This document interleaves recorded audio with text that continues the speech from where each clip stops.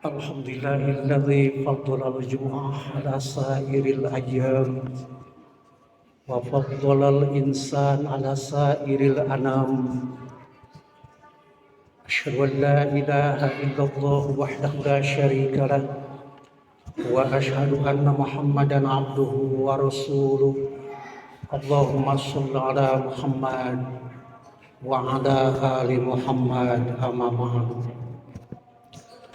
فقال الله تعالى في القرآن الكريم أعوذ بالله السميع العليم من الشيطان الرجيم إن الذين قالوا ربنا الله ثم استقاموا فلا خوف عليهم ولا هم يحزنون أولئك أصحاب الجنة خالدين فيها jaza'an bima kanu ya'malun.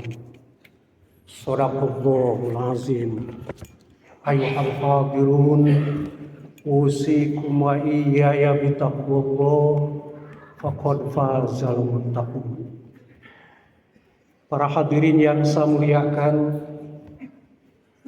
pakar hadis Imam Bukhari dan Muslim meriwayatkan dari satu sahabat atau jalur sahabat. Karena itu kita bisa sebut keterangan ini sebagai muttafaq alaih. Ada seorang mujahid dalam tanda petik. Dia berjuang bersama Rasulullah sallallahu alaihi wasallam lantaran piawai memainkan pedang, maka banyak musuh-musuh yang musyrik itu lumpuh di medan laga. Seusai perang itu, para sahabat yang selamat berkumpul di sekitar Kangjeng Nabi sallallahu alaihi wasallam. Tidak henti-hentinya dia memuji dan memberikan apresiasi kepada sahabat yang hebat dalam memainkan pedang ini. Tetapi komentar Kangjeng Nabi sallallahu alaihi wasallam, ama inna min ahlin nar, bukankah dia ahli neraka? Bayangkan oleh para hadirin bagaimana terkejutnya sahabat-sahabat lain yang mengetahui bagaimana hebatnya dia di medan laga. Tapi Nabi mengatakan min ahlinna. Salah seorang ingin mengetahui kenapa Nabi sampai memberikan komentar seperti itu.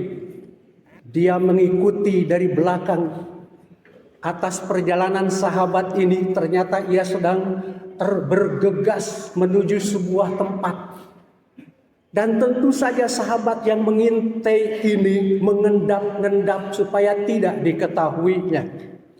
Ternyata begitu sampai semak belukar, sahabat yang dikatakan oleh Nabi min ahlin nar itu, dia meletakkan pedangnya, pangkal pedangnya pada bumi atau tanah, sementara anak panahnya pas di antara dua susu dirinya.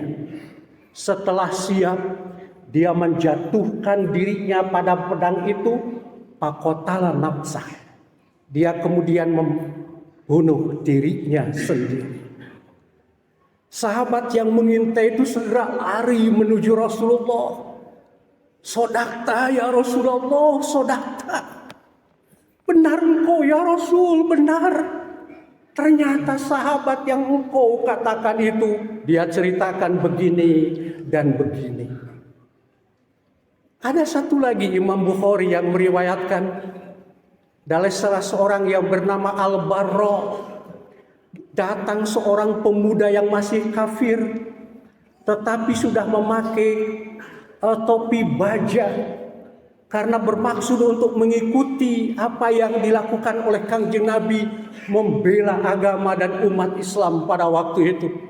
Tapi sebelum ia menceburkan dirinya ke pasukan kaum muslimin, dia nanya dulu kepada Kangjeng Rasulullah sallallahu alaihi wasallam, "Ya Rasulullah, apa saya Islam dulu?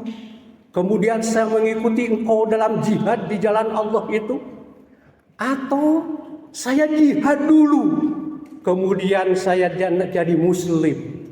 Nabi mengatakan, Islam dulu engkau wahai pemuda, baru kau ikut bersama kami untuk membela agama dan umat Islam.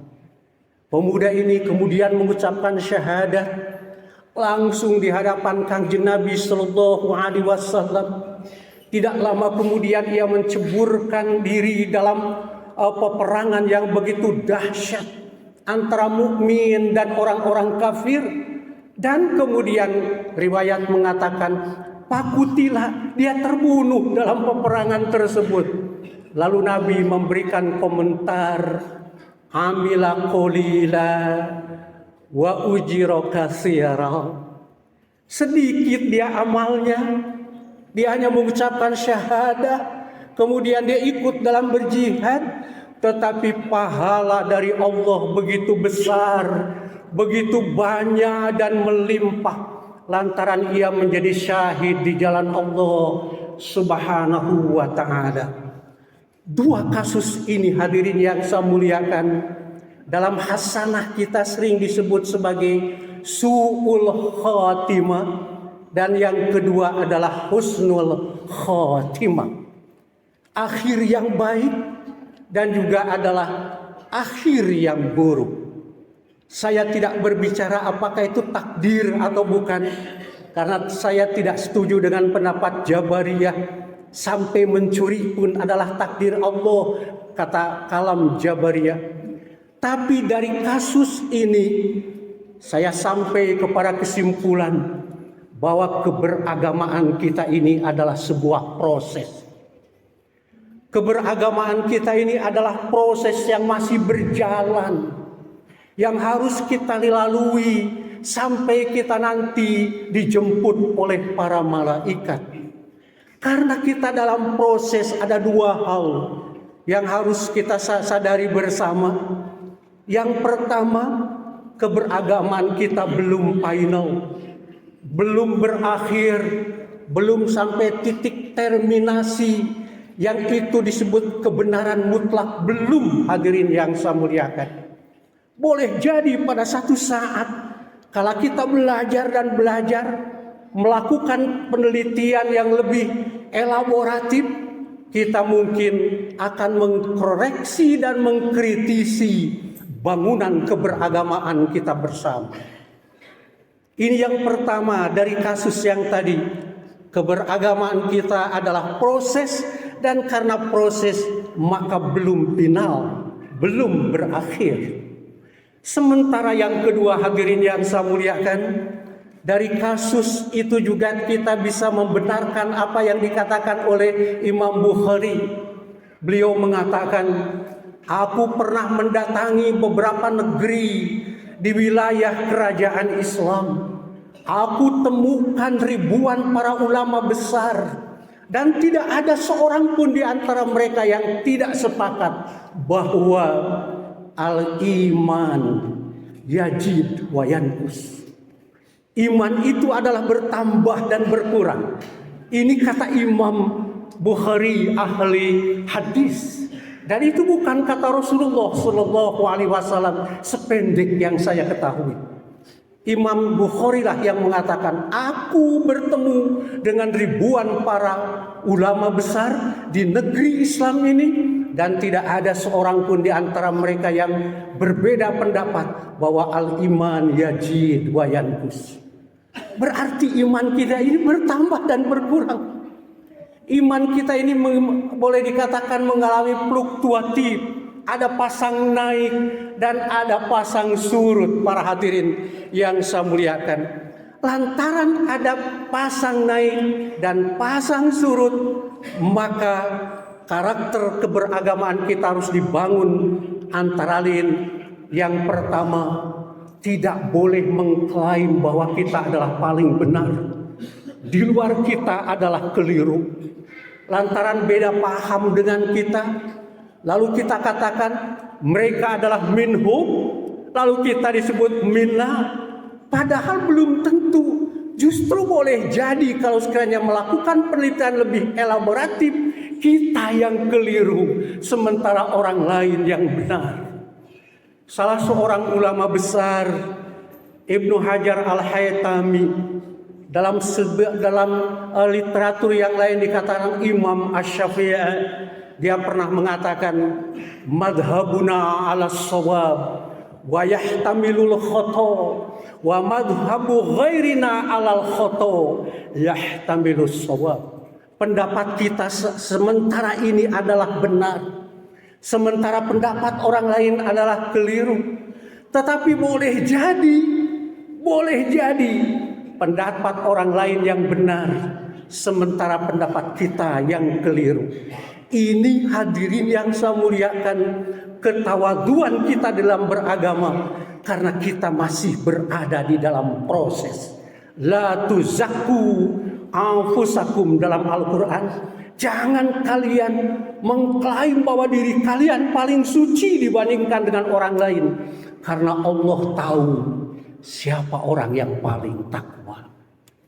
Yang kedua, para hadirin yang saya muliakan, mungkin bisa kita laksanakan. Kalau sekiranya kita masih berada dalam proses, maka belajar itu tidak boleh kita tinggalkan. Tidak ada kata berhenti mencari ilmu kalau kita sebagai seorang muslim. Thalabul ilmi fardhun ala kulli muslimin wa muslimatin minal mahdi ilal lahdi. Hanya 2 amalan dalam Islam yang tidak boleh berhenti: sholat dan mencari ilmu. Lewat elaborasi pengetahuan, lewat tambahan cakrawala dan wawasan. Boleh jadi, sekali lagi saya kembali kepada awal, kita menemukan informasi yang baru yang mampu mengoreksi bangunan pemikiran kita, sekaligus mengkritisi apa yang kita miliki sekarang ini. Saya ingin contohkan yang sederhana. Apa yang dilakukan oleh para khotib kalau selesai dia melaksanakan doa dalam khutbahnya. Ibadallah, innallaha ya'muru bil adli wal ihsan wa ita'izil qurba wa yanhanil fahsya wal munkari wal baghi. Itu memang surah An-Nahl ayat 60. Tapi kapan itu mulai masuk dalam khutbah? Apa zaman Rasulullah? Apa zaman Khulafaur Rasyidin? Atau yang lain-lainnya? Sependek yang saya ketahui, hasil telaah saya itu bermula dari Umar bin Abdul Aziz, seorang khalifah dari Bani Umayyah 200 tahun setelah Rasulullah Sallallahu Alaihi Wasallam wafat. Jadi bukan dari sananya, tetapi sudah menjadi kebiasaan dan tradisi baik buat kita, sehingga jarang yang mengkritisi, apalagi mengkritik hal-hal seperti itu.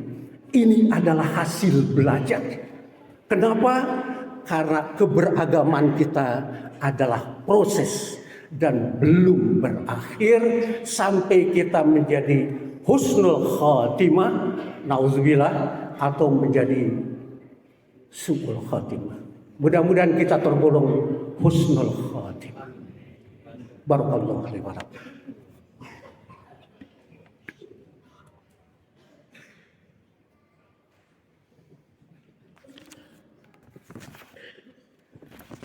Alhamdulillahi rabbil alamin.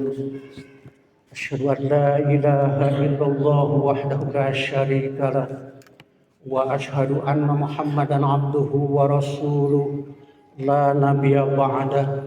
Allahumma shalli ala Muhammad wa ala ali Muhammad, amma ba'du.